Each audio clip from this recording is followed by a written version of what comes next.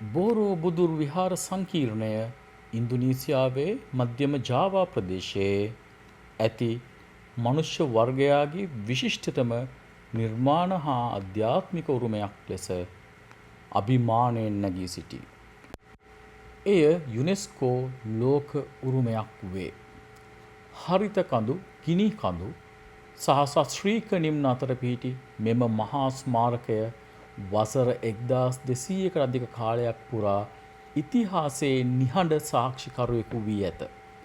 ක්‍රිස්තු වර්ෂ 8 වන සහ 9 වන සියවස අතර සෛලේන්ද්‍ර රාජවංශය විසින් ඉදිකරන ලද බෝරෝබුදුර් ලොව විශාලතම බෞද්ධ ස්මාරකය ලෙසත් යුනෙස්කෝ ලෝක උරුමයක් ලෙසත් පිළිගැනේ. නමුත් බෝරෝබුදුර් යනු සාමාන්‍ය විහාරස්ථානයක් පමණක් නොවේ. එය බෞද්ධ දර්ශනයේ ගැඹුරු අර්ථයන් ගල් මත කැටයන් කරමින් ලෞකික ජීවිතයෙන් නිර්වාණය කරා මිනිසා රැගෙන යන අධ්‍යාත්මික ගමනක් පිළිබිඹු කරයි. අද මා ඔබ ගෙනියන්නේ මෙම අද්විතීය ලෝක උරුමය නැරඹීම සඳහායි. බෝරෝබුදුර් අත්දැකීම ආරම්භ වන්නේ ස්මාරකයේ අසලට ළඟාවීමටත් පෙරය.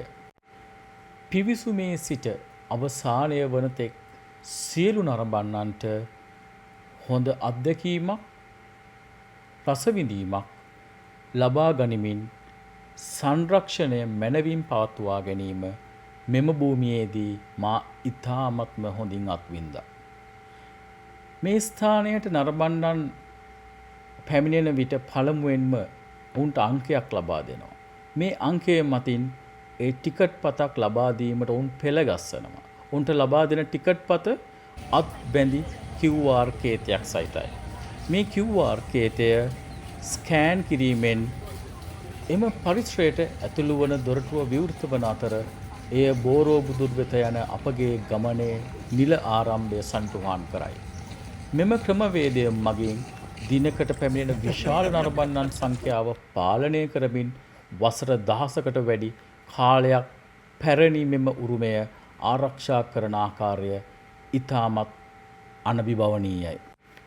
දොරටුවෙන් ඇතුළු වූ පසු විදුලි වාහන මගින් නරඹන්නන් බෝරෝබුදුර් පරිසරය දෙසට රැගෙන යනු ලැබේ. මේ විදුලි වාහන භාවිතය පරිසර හිතකාමී සංචාරක කළමනාකරණයේ කදිම උදාහරණයකි. මනාව සැලසුම් කළ උද්‍යාන මංමාවත් හා හරිත පරිසර අතරින් ගමන් කරන විට දුරින් බෝරෝබුදුර්හි විශාල ගල් නිර්මාණය ක්‍රමයෙන් දර්ශනය වීමට පටන් ගනී.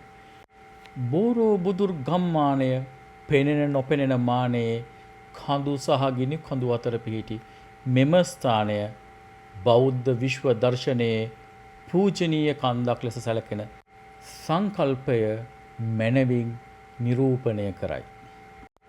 බෝරෝබුදුර් පරිසරය වෙත පිවිසීමට පෙර සෑම නරඹන්නෙකුම තවත් වැදගත් සංරක්ෂණ ක්‍රියාවලියකට සහභාගී විය යුතු වේ. පැරණි ගල් පෘෂ්ඨ ආරක්ෂා කිරීම සඳහා විශේෂ දේශීය පාවහන් යුගලයක් සපයනු ලැබේ. මෙහි රබර් අඩියක් පවතින අතර පන් වලින් ගෙතූ මෙහි ඇත. එමගින් දේශීය කර්මාන්තයටද පිටුවහලක් ලැබී තිබෙන බව පෙනේ. තමන්ගේ පහවාන් තැබීමට බෑගයක් සහ ගමන සඳහා ජල බෝතලයක්ද ලබා දේ. මෙම කුඩා පියවරයන් තුලින් පවා ලෝක උරුමයක් ආරක්ෂා කිරීම සඳහා දක්වන කැපවීම පැහැදිලිව පෙනේ. පසුව නරඹන්නන් මාර්ගෝපදේශ කණ්ඩායම් වෙත වෙන් කිරීම සඳහා රැඳී සිටින ප්‍රදේශයට යොමු කරනු ලැබේ. සෑම කණ්ඩායකටම පුහුණු මාර්ගෝපදේශකයෙකු පවරනු ලබන අතර ඔවුන් මෙම ස්මාරකයේ ඉතිහාසය, ගෘහ නිර්මාණ ශිල්පය හා අධ්‍යාත්මික අර්ථයන් පැහැදිලි කරයි. බෝරෝබුදුර් යනු බැලීම පමණක් ප්‍රමාණවත් නොවන ස්ථානයකි. එය අවබෝධ කරගත යුතු උරුමයකි. අපගේ මාර්ගෝපදේශිකාව ස්ථානය පිළිබඳ හැඳින්වීමක් ලබා දෙමින් මාර්ගය පුරා ඡායාරූප ලබා ගැනීමටද සහාය වෙමින් අපව ඉදිරියට රැගෙන ගියා. බෝරෝබුදුර් ඉදිකරනු ලැබුවේ ක්‍රිස්තු වර්ෂ 780 සහ 840 දක්වා කාලය තුල සෛලේන්ද්‍ර රාජවංශය විසිනි. ගල් කැබිලි මිලියන 2කට අධික ප්‍රමාණයක් භාවිතා කරමින් සිමෙන්ති හෝ බදාම නොමැතුව මෙම මහා නිර්මාණය ගොඩනගා ඇත. එය එක්තරා විදිහක මෙම ගල් කැබලි තබා ලෙගෝ වලින් සිදු කළ නිර්මාණයක් ලෙස මෙය දක්වන්නට හැක. පසුව දේශපාලනික වෙනස්කම්, ආගමික ප්‍රවණතා හා ගිනිකඳු ක්‍රියාකාරකම් හේතුවෙන් මෙම ස්මාරකය බිඳ වැටි අතහැර දමන ලදී. වසර ගණනාවක් පුරා අලු සහ වනාන්තර අතර සැඟව තිබූ බෝරෝ බුදුර් 1814 දී නැවත සොයා ගන්නා ලදී. ඉන් පසුව සිදු කළ දැවැන්ත ප්‍රතිසංස්කරණ කටයුතු මගින් අද අප දකින අත්‍යාලංකාර ස්වරූපය තිබූ පරිදිම ස්ථාපිත කර ඇත. බෝරෝ බුදුර්හි පහළ මට්ටම් මිනිස් ජීවිතය සහ ලෞකික ආශාවන් නිරූපණය කළයි. මෙම කොටස බෞද්ධ දර්ශනයේ කාම ධාතු ලෙස සැලකේ. ගල් බිත්ති මත කැටයම් කර ඇති දහස් ගණනක් වූ රූප මනුෂ්‍ය ජීවිතයේ විවිධ පැතිකඩ කර්මය සහ සදාචාරාමය පාඩම් විස්තර කරයි. And in front of you all, this person is the same person as before. The before is the Buddha, and then here when he is still a prince. The Prince Siddhartha Gautama that living on the Kapilavastu kingdom. Then he show about his palace on the Nepal country. And then here, when he is already as a 29 years old, and the father wanna make him become a king, but he don't want to become a king. So that is why in the carving in front of you all, he just run away from the palace. And he has run away while all the people on the palace is asleep. So you can close the eyes with the tile of the carving and run away reading the horse. And in the next carving here, Siddhartha Gautama with the horse. If you ever reading the horse walking, there is a sound, clop, clop, clop. But on in here, the horse is look like flying. Because there is hand of the bodhisattva that helping Siddhartha run away from the place එක් කැටයම් ගල් මත ලියූ පොතක පිටුවක් මේ පෙනේ.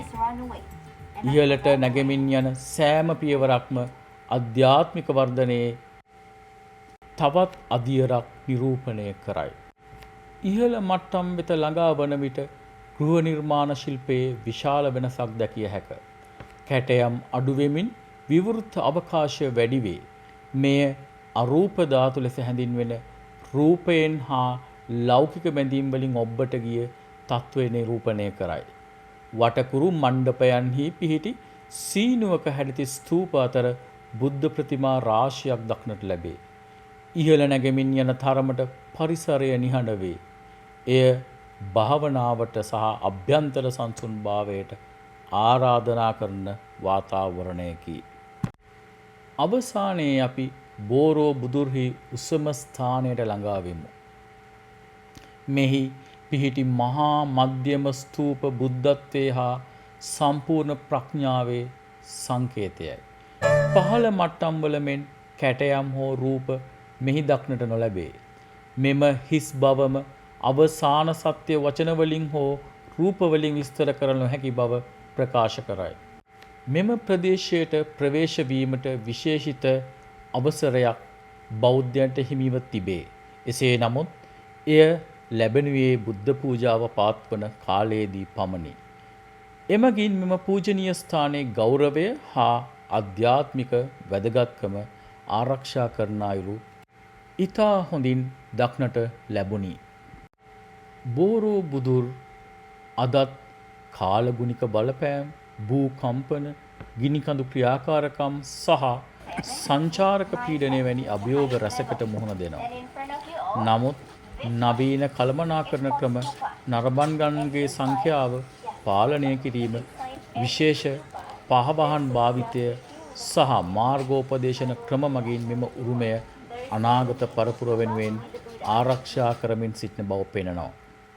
අද බෝරෝ බුදුර් යනු ඉන්දුනීසියාවේ පමණක් නොව සමස්ත මානව වර්ගයාගේම උරුමයක් බව ඔවුන් ඉතාමත්ම හොඳින් පෙන්වා දෙනවා.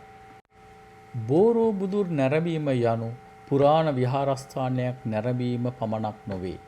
එය ඉතිහාසය, කලාව, ගෘහ නිර්මාණ ශිල්පය සහ අධ්‍යාත්මිකත්වය අතරින් ගමන් කරන අද්විතීය අත්දැකීමකි. මෙහි සෑම ගලක්ම කතාවක් කියයි. සෑම මට්ටමක්ම මිනිසාගේ අභ්‍යන්තර ගමනේ තවත් පියවරක් නිරූපණය කරයි. වසර 1200කට වැඩි කාලයක් පුරා බෝරෝ බුදුරු ලොව පුරා මිලියන ගණනක් මිනිසුන්ට අධ්‍යාත්මික ආශිර්වාදයක් ලබා දී ඇත. සම්බුද්ධත්වයේ කරා යන ගමන, නිර්වාණය කරා යන ගමන එක් පියවරකින් ආරම්භ වන බව එය අපට මතක් කර දෙයි.